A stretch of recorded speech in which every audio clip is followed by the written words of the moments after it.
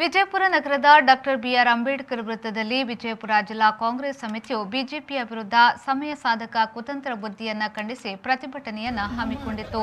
ಪ್ರಸಕ್ತ ಆಡಳಿತಾರೂಢ ಬಿಜೆಪಿ ಪಕ್ಷವು ಮಾಜಿ ಮುಖ್ಯಮಂತ್ರಿಗಳು ಹಾಗೂ ವಿರೋಧ ಪಕ್ಷದ ನಾಯಕರಾದ ಸಿದ್ದರಾಮಯ್ಯನವರ ಹೇಳಿಕೆಯನ್ನ ತಿರುಚಿ ಅಪಪ್ರಚಾರ ಮಾಡುತ್ತಿದ್ದು, ಇದರಿಂದ ನಾಡಿನ ಜನರ ಮನಸ್ಸಿನಲ್ಲಿ ವಿಷಬೀಜ ಬಿತ್ತುವ ಪ್ರಯತ್ನವನ್ನ ಮಾಡುತ್ತಿದ್ದಾರೆ ಎಂದು ಕಾಂಗ್ರೆಸ್ ಮುಖಂಡ ಹಮೀದ್ ಮುಷೀಫ್ ಆರೋಪಿಸಿದರು.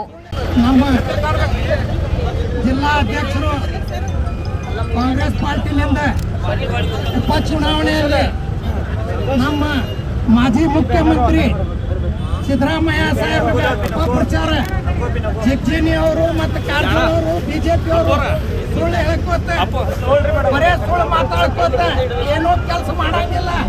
ಸುಳ್ಳು ಹೇಳಿ ಪಾರ್ಟಿಯಾಗ ಹಿಂದಿನ ಭಾಗಲಿಂದ ನಮ್ಮ ಪಾರ್ಟಿ ಹೊಡ್ಕೊಂಡು ಅವರು ಪ್ರಧಾನಮಂತ್ರಿ ಸುಳ್ಳು ಹೇಳಿ ದೇಶಕ್ಕೆ ಸುಳ್ಳು ಹೇಳಿ ಭರವಸೆ ಕೊಟ್ಟು ಏನೂ ಮಾಡಿಲ್ಲ. ಅವರು ಬರೇ ಜಾತಿ ಹೊಡೆಯೋದು, ಜಾತಿ ನಮ್ಮ ಅಹಿಂದ ನಾಯಕರು ಸಿದ್ದರಾಮಯ್ಯ ಸಾಹೇಬರು ಎಲ್ಲ ಜಾತಿಗೆ ತಗೊಂಡು ಅವರು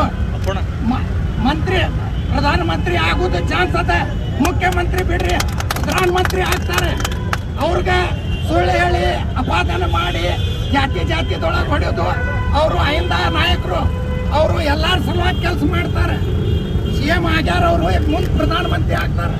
ಅವ್ರಿಗೆ ನಮ್ಮ ಕಾರಜೋಳ ಸಾಹೇಬ್ರಿಗೆ ಮತ್ತು ಜಿಗ್ಜಿನಿ ಸಾಹೇಬ್ರಿಗೆ ಇದು ಆಗೈತಿ. ಅವ್ರಿಗೆ ಏನಾರೇ ಮಾಡಿ ಕಾಂಗ್ರೆಸ್ ಹೊಡಿಬೇಕಂತ ಕಾಂಗ್ರೆಸ್ ಯಾರು ಹೊಡೆಯೋರಿಲ್ಲ. ದಲಿತರು ನಾಯಕರು ಎಲ್ಲ ನಮ್ಮ ಕಾಂಗ್ರೆಸ್ ಪಾರ್ಟಿ ಕೂಡ ಅದಾರೆ.